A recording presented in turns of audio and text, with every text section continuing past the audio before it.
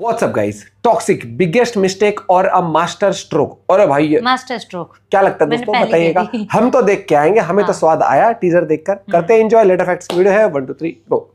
तो साल के पहले हफ्ते यानी कि 8 जनवरी को ही यस के बर्थडे पे KGF 2 के 4 साल बाद toxic fairy tale for grown ups का फर्स्ट लुक ग्लिम्स रिलीज होता है। और रिलीज होते ही ये चीज इंटरनेट पे आग लगा देती है। इतने सारे नए रिकॉर्ड्स बनते हैं, टूटते हैं कि कोई सोच भी नहीं सकता। 24 आवर्स में 200 मिलियन प्लस व्यूज और 5.5 मिलियन लाइक्स। इंट्रोड्यूसिंग रहा है ग्लिम्स पे 48.77 मिलियन व्यूज के साथ ये इंडियन सिनेमा की the most viewed first glimpse बनने का रिकॉर्ड भी बनाती है। 100 आज भी इसे सॉफ्ट कॉर्न मूवी कह रहे हैं, तो कुछ लोगों को VFX कुछ खास पसंद नहीं आ रहा है। पहले कर्नाटका फॉरेस्ट डिपार्टमेंट वाले फिल्म के अगेंस्ट केस ठोकते हैं और फर्स्ट ग्लिम्स आने के बाद ही क्रिश्चियन कम्युनिटी वाले ऑफेंड हो जाते हैं। ऊपर से जहां ऑफिस वाले छुट्टी नहीं देते, वो तो मैंने फिर से दादी मारती तब जाकर दिए डिटेल वीडियो ला पा रहा हूं। लेकिन इतना प्राउडली कह सकता हूं कि टॉक्सिक के बारे में यूट्यूब पे शायद ही किसी दूसरे ने इस तरह की डिटेल वीडियो बनाई होगी। तो इसलिए सबसे पहले बात करेंगे टीजर एंड ऑनगोइंग थ्योरीज पे। तो इसके लिए आपको थोड़ा फ्लैशबैक में ले चलता है कि गोवा पोर्तुगीज रूल में था टिल लिबरेशन 1961। तो वहां पे क्लैंडस्टाइन गैम्बलिंग स्पॉट्स चलते थे, मतलब चोरी छुपे लोकल्स और टूरिस्ट और हिप्पीज लोग मिलकर डिफरेंट टाइप का जुआ खेलते थे। कोई ऑर्गेनाइज कैसीनो वगैरह नहीं होता था। और 1950 यानी कि पोर्तुगीज गोवा दमन and Diu public gambling act 1976 बनाया जाता है। शुरुआत में इसमें गैम्बलिंग अलाउड नहीं होती, लेकिन 1992 एंड 1996 में कुछ अमेंडमेंट्स किए जाते हैं, जिसके बाद कैसीनो का रास्ता वगैरह साफ होता है। तो ये हो गई पूरी हिस्ट्री। अब टीजर पे आते हैं। तो देखो टीजर, फिर 0.8 सेकंड पे वो चारों तरफ आग लगना, फिर बर्फ पे सारे लोग पड़े पड़े होते हैं, सिर्फ राया खड़ा होता है। इससे ये पता चलता है कि राया एक रूथलेस एकदम हरामी टाइप कैरेक्टर है, जो जरूरत पड़ने पर अपने पूरे सिंडिकेट के अगेंस्ट भी जा सकता है। इसके बाद राया अकेले खड़े होकर दारू पीता है और उसके ठीक बाद हमें गाड़ियों का काफिला हमें रॉयल सर्कस की तरफ जाते हुए दिखता है। और इस सर्कस को याद रखना क्योंकि इससे बहुत कुछ जुड़ा हुआ है। तभी अगले सीन में हमें दिखता है किसी बंदे के साथ बहुत सारे लोग खड़े हैं, और तभी रॉयल सर्कस में जोकर के फेस मास्क में एक बंदे की एंट्री होती है। और मैं दावे के साथ कह सकता हूँ कि जिस तरह से घूम के ये लुक देता है, ये बंदा फिल्म में या तो विलन है या फिर कोई प्रोमिनेंट कैरेक्टर। फिर 0.22 सेकंड पे ट्रेन के सामने राया खुद खड़ा होता है, या तो अपना माल रिसीव करने आया है या फिर दूसरे का लूटने। तभी 0.23 पे पोर्ट के सीन्स भी दिखाए जाते हैं। वही अगर आप थोड़ा ध्यान से देखोगे तो किसी को जलाया जा रहा होता है और किसी को पोल से बांध के रखा गया होता है। गैंग वॉर स्टार्ट हो चुकी होती है। तभी अगले सीन में किसी आइसलैंड टाइप जगह पे बर्फीले पहाड़ों के बीच से हमें 0.25 पे कार्गो 6 भी आते हुए दिखते हैं। 0.25 पे हमें कार्गो एयरक्राफ्ट भी आते हुए दिखते हैं। अब जिसे कई लोग BGMI से कंपेयर कर रहे थे, अब वो बर्फ में राया ने सबको पहले मारा होता है, फिर 0.43 पे बर्फ में पैराशूट से लैंड करके फाइट करने वाले ये सीन, मैं कह सकता हूँ ये पक्का नीदरलैंड एम्स्टर्डम का ही होगा। जो उस जोकर को ब्रूटली जिस तरीके से मारता है, विस्टोस के अभी भी राया के सामने कोई भी दूसरा गैंग या गैंगस्टर टिकने नहीं वाला। और शायद ये जोकर के फेस मास्क वाला बंदा वही है जिसके ब्यूरियल में राया गाड़ी लेके जाता है और पहले टपाटप करता है, फिर बूम, जो कि हम राया नाम।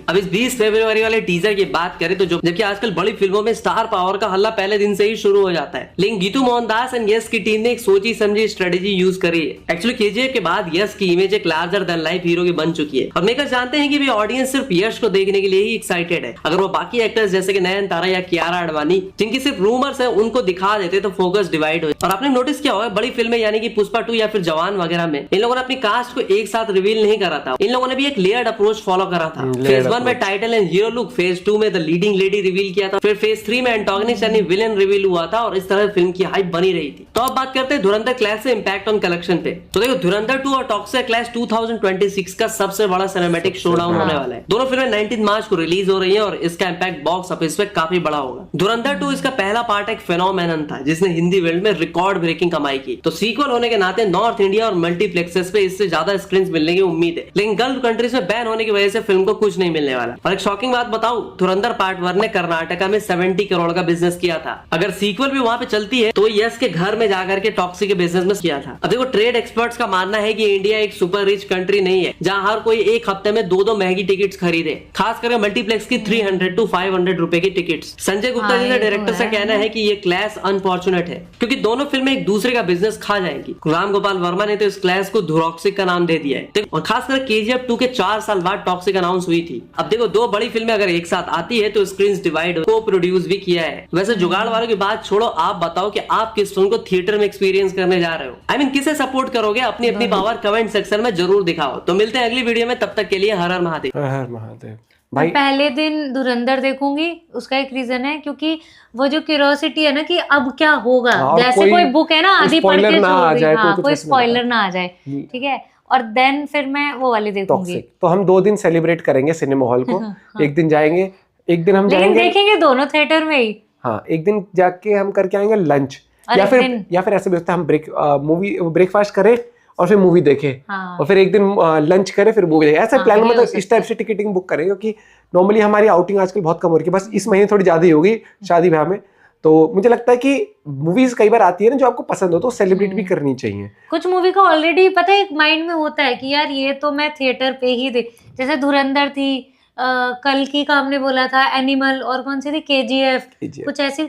पुष्पा का हमारा प्लान था, लेकिन कौन था, शायद कैस्पर की तबीयत का कुछ था, जा लेकिन नहीं पाए एक और थे हम। चीज यहाँ पर देखो, मल्टीप्लेक्स की टिकट महंगी होती है, लेकिन आपको देखो कई बार ऑफर्स भी आते हैं, ट्यूसडे वाले एक दिन हाँ। टिकट सस्ते रहती है, लेकिन वीकडेज फिर में लोगों का ऑफिस वाला रहता है ना, शाम को भी चल जाते हैं। हाँ, जिनमें ये भाई साहब है। बिल्कुल ये होता है कि एक मूवी सैटरडे संडे दिखाते हैं, एक भाई साहब वीकडे में चल जाएंगे। तो मुझे लगता है कि मूवीज अगर स्टोरी, सबसे बड़ी बात है, पहली बात तो रिव्यू निकल कर आए टॉक्सिक के और इसके धुरंधर 2 के। धुरंधर 2 फिर भी लोग देख के आएंगे, और टॉक्सिक का मुझे लगता है कि फर्स्ट डे के रिव्यूज बड़े मैटर करने वाले हैं दोस्तों। लेट्स सी ट्रेलर भी आता है तो और क्या पॉइंट ऑफ व्यू निकलता है। बाकी आप अपना राय, अपना पॉइंट ऑफ व्यू शेयर करेगा, क्योंकि राय तो आ रहा है भैया 19 को, उसने बता दिया। Bye bye, take care.